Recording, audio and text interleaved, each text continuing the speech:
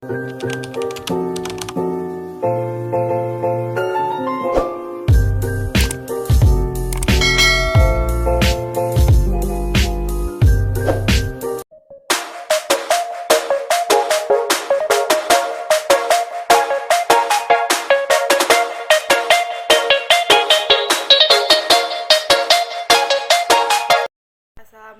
warahmatullahi wabarakatuh. Izin memperkenalkan diri, nama saya Qoriroh Nur Anissa dari Fakultas Ekonomi dan Bisnis NPM 2341185 dari kelas Manajemen 23D.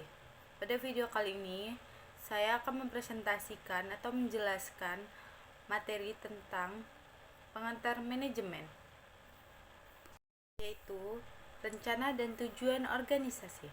Pengertian perencanaan dalam suatu organisasi merupakan proses dalam memulai berbagai tujuan, batasan, strategi, kebijakan, dan juga rencana yang sangat detail dalam mencapainya. Pencapaian organisasi untuk menerapkan keputusan dan juga termasuk tinjauan kinerja dan juga umpan balik dalam hal pengenalan siklus rencana.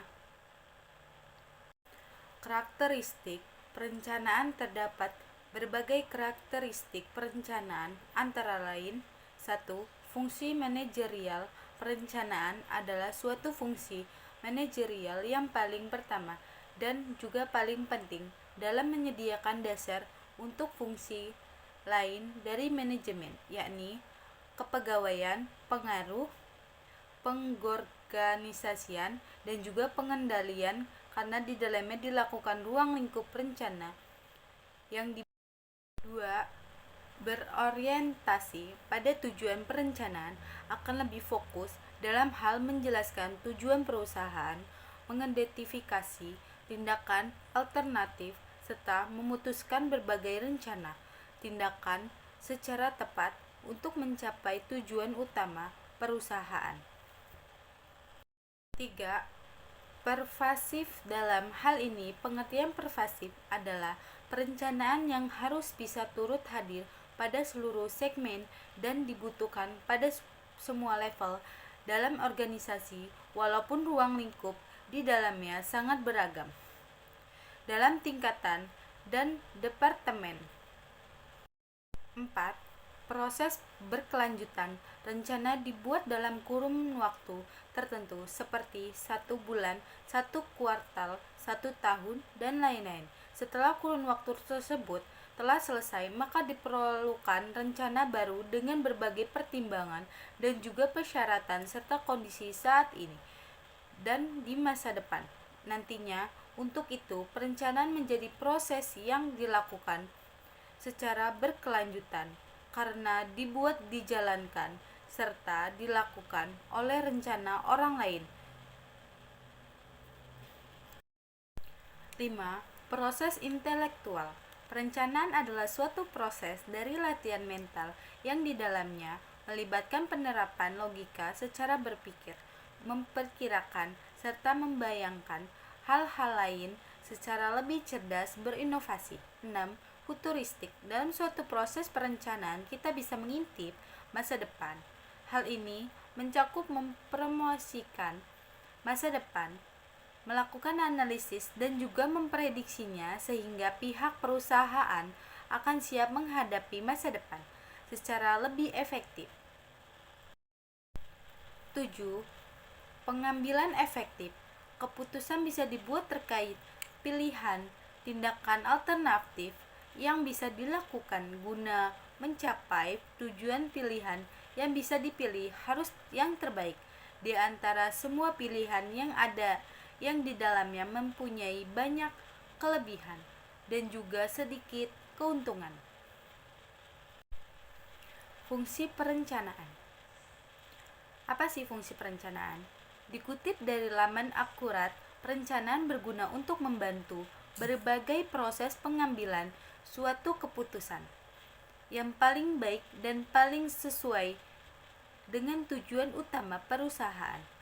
Dalam proses pelaksanaannya, pihak manajer harus mampu menjawab pertanyaan 5W dan 1H.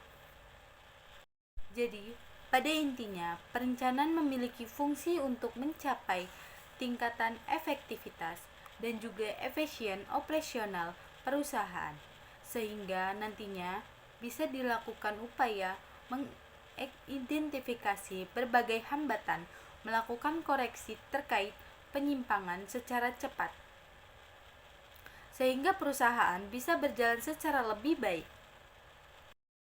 Tujuan perencanaan.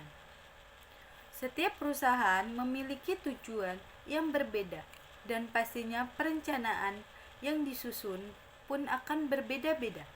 Tapi pada dasarnya, tujuan perusahaan dalam melakukan perencanaan adalah sebagai berikut ini. Untuk mengantisipasi dan juga beradaptasi dengan berbagai perubahan yang mungkin terjadi. 2. Untuk memberikan arahan kepada para administrator ataupun non-administrator agar bisa melakukan tugasnya sesuai dengan rencana yang sudah dibuat. 3.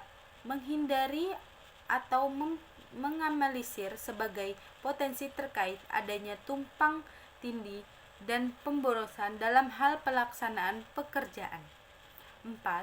Menetapkan suatu standar tertentu yang nantinya harus bisa digunakan dalam bekerja, sehingga akan memudahkan proses pengawasan ataupun pemantauan. Di kesimpulannya, perencanaan merupakan suatu proses yang menentukan bagaimana organisasi dapat mencapai tujuannya sesuai perencanaan. Juga terdapat berbagai hambatan dalam menetapkan suatu tujuan. Oke, itu dia penjelasan dari saya tentang organisasi. Apabila ada pertanyaan bisa komen di bawah.